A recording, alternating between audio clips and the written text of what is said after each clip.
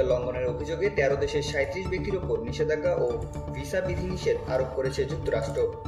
মানবাধিকার বিষয়ক জাতিসংঘের সার্বজনীন ঘোষণার 75 বছর পূর্তি উপলক্ষে শুক্রবার মার্কিন পররাষ্ট্র দপ্তর ও অর্থ মন্ত্রণালয় সম্মিলিতভাবে এই নিষেধাজ্ঞা দেয়। ব্যবস্থা নেওয়া হয়েছে এমন দেশগুলো হলো আফগানিস্তান, মধ্য আফ্রিকান প্রজাতন্ত্র, Congo, Haiti, Indonesia, Iran, Liberia, চীন, রাশিয়া, দক্ষিণ সুদান ও সুদান, সিরিয়া, উগান্ডা ও জিম্বাবুয়ে।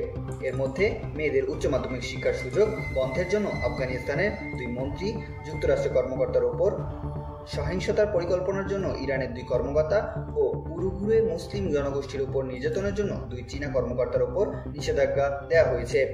নিষেধাজ্ঞার আরোপ হওয়া ব্যক্তিরা যুক্তরাষ্ট্রে তাদের সম্পদ ভোগ দখল করতে পারবেন না, দেশটির কোনো ব্যাংকে জমা থাকা অর্থ তুলতে পারবেন না।